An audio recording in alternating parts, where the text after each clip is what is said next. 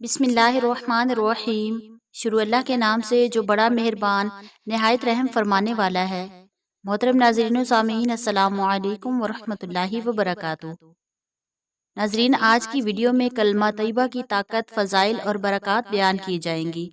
نیز یہ بھی بتایا جائے گا کہ ایک کلمہ تمام قسم کی برائیوں، تمام قسم کی پریشانیوں کو کیسے دور کر سکتا ہے اور تمام قسم کی بھلائیاں ہماری زندگی میں کیسے شامل کر سکتا ہے۔ ناظرین، کلمہ طیبہ جس کو کلمہ توحید بھی کہا جاتا ہے، جس کثرت سے قرآن پاک اور احادیث شریف میں ذکر کیا گیا ہے، شاید ہی اس کثرت سے کوئی دوسری چیز ذکر کی گئی ہو، اور جبکہ اصل مقصد تمام شرائع، تمام انبیاء علیہ الصلوۃ والسلام کے بعثت سے توحید ہی ہے، تو پھر جتنی کثرت سے اس کا بیان ہو وہ قرین قیاس ہے۔ قرآن پاک میں مختلف عنوانات، مختلف ناموں سے اس پاک کلمہ کو ذکر کیا گیا ہے۔ چنانچہ کلمہ طیبہ، قول ثابت، کلمہ تقویٰ، مقالید السماوات والارض، یعنی آسمانوں اور زمینوں کی کنجیاں وغیرہ کے الفاظ سے اس کو ذکر کیا گیا۔ یہ کلمہ توحید ہے، کلمہ اخلاص ہے، کلمہ تقویٰ ہے، کلمہ طیبہ ہے، عروۃ الوثقی ہے، دعوت الحق ہے، ثمن الجنہ ہے، اور چونکہ قرآن پاک میں مختلف عنوانات سے اس کا ذکر کیا گیا ہے۔ اللہ رب العزت سورہ ابراہیم رکوع 4 میں ارشاد فرماتے ہیں، کیا آپ کو معلوم نہیں اللہ تعالیٰ نے کیسی اچھی مثال بیان فرمائی کلمہ طیبہ کی؟ وہ مشابہ ہے ایک عمدہ پاکیزہ درخت کے، جس کی جڑ زمین کے اندر گڑی ہوئی ہو اور اس کی شاخیں اوپر آسمان کی طرف جا رہی ہوں، اور وہ درخت اللہ کے حکم سے ہر فصل میں پھل دیتا ہو، یعنی خوب پھلتا پھولتا ہو۔ اور اللہ تعالیٰ مثالیں اس لیے بیان فرماتے ہیں تاکہ لوگ خوب سمجھ لیں۔ اور خبیث کلمہ یعنی کلمہ کفر کی مثال ایسے ہے جیسے ایک خراب درخت ہو، وہ زمین کے اوپر ہی اوپر سے اکھاڑ لیا جائے اور اس کو زمین کے اندر کچھ ثبات نہ ہو۔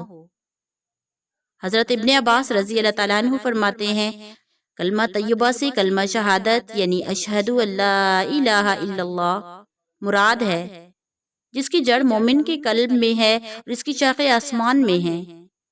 اس کی وجہ سے مومن کے اعمال نامہ آسمان تک جاتے ہیں۔ اور کلمہ خبیثہ شرک ہے، اس کے ساتھ کوئی عمل قبول نہیں ہوتا۔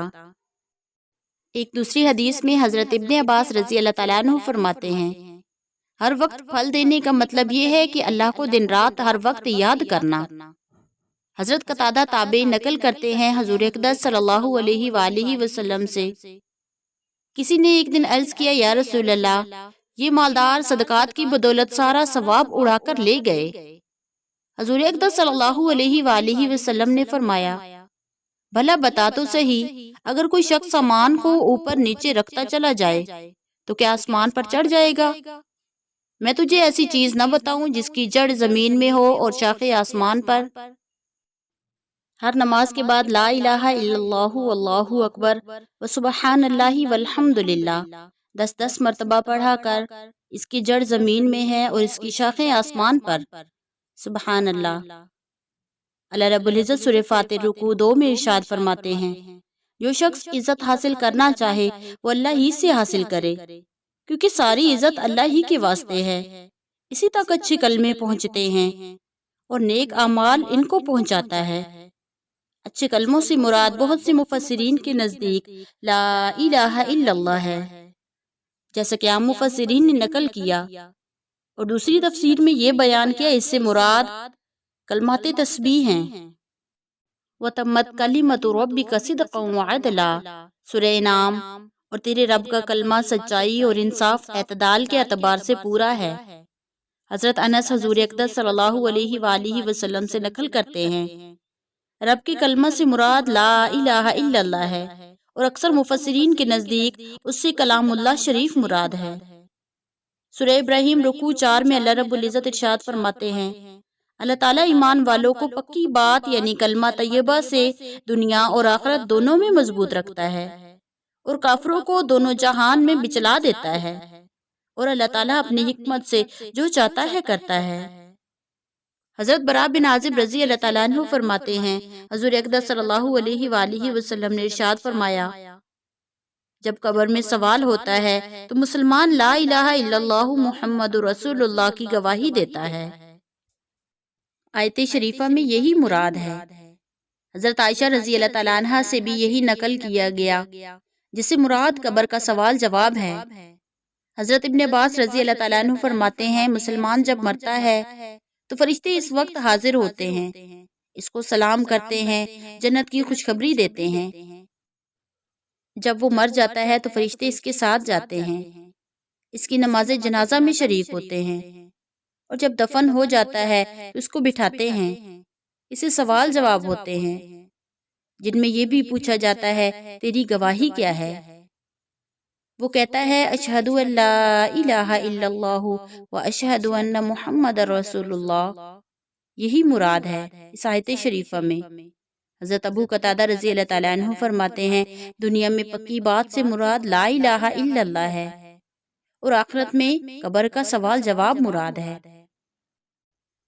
اللہ رب العزت سورہ رعد میں ارشاد فرماتے ہیں، سچا پکارنا اسی کے لیے خاص ہے، اور خدا کے سوا جن کو یہ لوگ پکارتے ہیں وہ ان کی درخواست کو اس سے زیادہ منظور نہیں کر سکتے جتنا پانی اس شخص کی درخواست کو منظور کرتا ہے، جو اپنے دونوں ہاتھ پانی کی طرف پھیلائے اور اس پانی کو اپنی طرف بلائے تاکہ وہ اس کے منہ تک آ جائے، اور وہ پانی اڑ کر اس کے منہ تک آنے والا کسی طرح بھی نہیں، اور کافروں کی درخواست محض بے اثر ہے۔ اللہ رب العزت سورہ ہود میں ارشاد فرماتے ہیں، اور محمد صلی اللہ علیہ وآلہ وسلم آپ اپنی نمازوں کی پابندی رکھیے، دن کے دونوں سروں پر اور رات کے کچھ حصوں میں، بے شک نیک کام مٹا دیتے ہیں نامہ اعمال سے برے کاموں کو۔ یہ بات ایک نصیحت ہے، نصیحت ماننے والوں کے لیے۔ حضور اقدس صلی اللہ علیہ وآلہ وسلم نے آیت شریفہ کی توضیح فرماتے ہوئے ارشاد فرمایا، نیکیاں اعمال نامہ سے برائیوں کو مٹا دیتی ہیں۔ حضرت ابو ذر ارشاد فرماتے ہیں، میں نے حضور اقدس صلی اللہ علیہ وآلہ وسلم سے عرض کیا، مجھے کچھ نصیحت فرمائیے۔ حضور صلی اللہ علیہ وآلہ وسلم نے ارشاد فرمایا، اللہ سے ڈرتے رہو، جب کوئی برائی صادر ہو جائے فوراً بھلائی کے کام کرو، اس کی مکافات ہو جائے گی اور وہ زائل ہو جائے گا۔ میں نے عرض کیا، یا رسول اللہ، کیا لا الہ الا اللہ بھی نیکیوں میں شمار ہے؟ یعنی اس کا ورد، اس کا پڑھنا اس میں داخل ہے؟ حضور صلی اللہ علیہ وآلہ وسلم نے ارشاد فرمایا، یہ تو نیکیوں میں افضل ترین چیز ہے۔ حضرت انس رضی اللہ تعالیٰ عنہ نبی کریم صلی اللہ علیہ وآلہ وسلم سے نقل فرماتے ہیں، جو بندہ رات میں یا دن میں کسی بھی وقت لا الہ الا اللہ پڑھتا ہے، اس کے نامہ اعمال سے برائیاں دھل جاتی ہیں۔ سبحان اللہ۔ اللہ رب العزت سورہ رحمان رکوع 3 میں ارشاد فرماتے ہیں، بھلا احسان کا بدلہ احسان کے سوا اور بھی کچھ ہو سکتا ہے؟ سو اے جن و انس، تم اپنے رب کی کون کون سی نعمتوں کے منکر ہو؟ حضرت ابن عباس رضی اللہ تعالیٰ عنہ حضور اقدس صلی اللہ علیہ وآلہ وسلم سے ارشاد نقل کرتے ہیں، اس آیت شریفہ کا مطلب، جس شخص پر میں نے دنیا میں لا الہ الا اللہ کہنے کا انعام کیا، پھر آخرت میں جنت کے سوا اور کیا بدلہ ہو سکتا ہے؟ لا الہ الا اللہ کہنے کا بدلہ جنت کے سوا اور کیا ہو سکتا ہے؟ قد افلح من تزکا، فلاح کو پہنچ گیا وہ شخص جس نے تزکیہ کر لیا۔ تزکا سے مراد لا الہ الا اللہ محمد رسول اللہ کی گواہی دینا ہے اور بتوں کو خیر باد کہہ دینا۔ حضرت اکرمہ رضی اللہ تعالیٰ عنہ کہتے ہیں، تزکا کے معنی ہے لا الہ الا اللہ پڑھے۔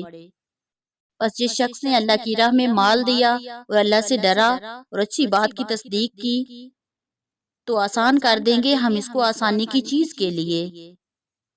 سورہ اللیل رکوع 1۔ آسانی کی چیز سے مراد جنت ہے، ہر قسم کی راحت اور سہولتیں وہاں میسر ہیں، اور مطلب یہ ہے کہ ایسے اعمال کی توفیق اس کو دے دیں گے جس سے وہ اعمال سہولت سے ہونے لگیں گے، جو جنت میں جلد پہنچا دینے والے ہوں گے۔ اللہ رب العزت سورہ مومن میں ارشاد فرماتے ہیں، یہ کتاب اتاری گئی ہے اللہ کی طرف سے، جو زبردست ہے، ہر چیز کا جاننے والا ہے، گناہ کا بخشنے والا ہے، توبہ کو قبول کرنے والا ہے، سخت سزا دینے والا ہے، قدرت یا عطا والا ہے، اس کے سوا کوئی لائق عبادت نہیں، اسی کے پاس لوٹ کر جانا ہے۔ حضرت عبداللہ بن عمر رضی اللہ تعالیٰ عنہ سے اس آیت شریفہ کی تفسیر میں نقل کیا گیا، گناہ کی مغفرت کرنے والا ہے اس شخص کے لیے جو لا الہ الا اللہ کہے، اور توبہ کو قبول کرنے والا ہے اس شخص کی جو لا الہ الا اللہ کہے۔